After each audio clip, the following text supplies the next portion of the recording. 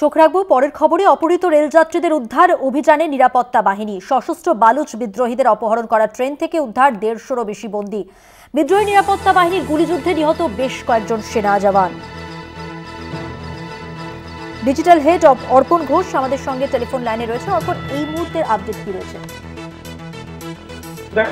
এই মুহূর্তে যে আপডেট রয়েছে, পাকিস্তানে হাইজ্যাক জাফর এক্সপ্রেস, তার মধ্যে ১৫৫ জন যাত্রীকে, পণবন্দী যাত্রীকে উদ্ধার করা হয়েছে এবং যে বিদ্রোহীদের মধ্যে ২৩ জন অলরেডি খতম বলে জানা গিয়ে।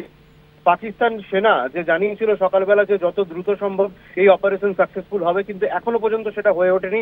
তার একটাই কারণ, বিভিন্ন ভাগে ভাগ হয়ে গিয়েছে, ছোট ছোট পকেট দল তৈরি করেছে বিদ্রোহীরা, যে কারণে হামলা চালাচ্ছে তারা আলাদাভাবে। এবং দ্বিতীয়ত হচ্ছে যে রেল লাইন, সেই রেল লাইন কিন্তু বিস্ফোরণে উড়িয়ে দেওয়া হয়েছে।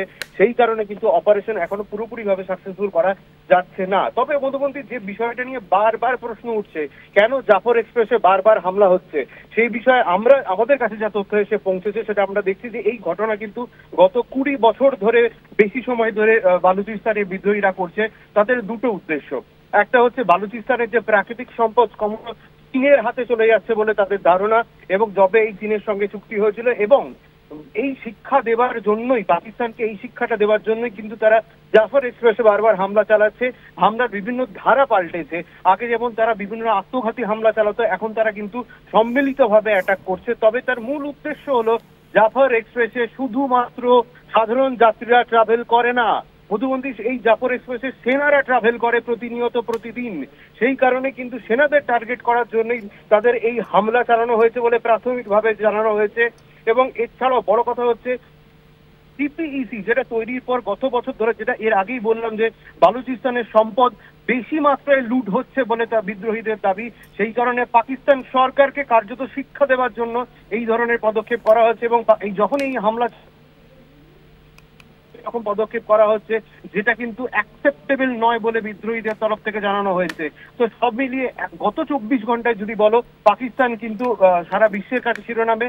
একটাই কারণ, যে জাফর এক্সপ্রেসে হামলা। তবে আপাতত যেটা ভালো খবর, সেটা ১৫০ জন পণবন্দী সাধারণ যাত্রীকে উদ্ধার করা সম্ভব হয়েছে। ২৩ জন বিদ্রোহী খতম করা হয়েছে। অপারেশন অন রয়েছে, মুহুর্মুহু গুলিবর্ষণ চলছে বলা যেতে পারে।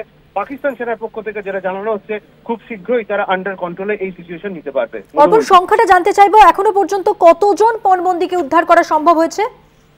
দেখো, গত সকাল ৮টা পর্যন্ত ১০৪ জন ছিল, এবং তারপর ধাপে ধাপে যে সংখ্যাটা জানানো হয়েছে, লাস্ট আপডেট যেটা, ১৫৫ জন পণবন্দীকে উদ্ধার করেছে পাক সেনা।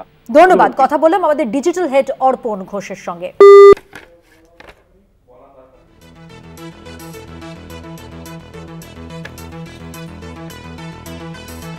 বালুচিস্তানে অপহৃত ট্রেন থেকে এখনো পর্যন্ত অন্তত ১৫৫ জন পণবন্দীকে উদ্ধার করা সম্ভব হয়েছে।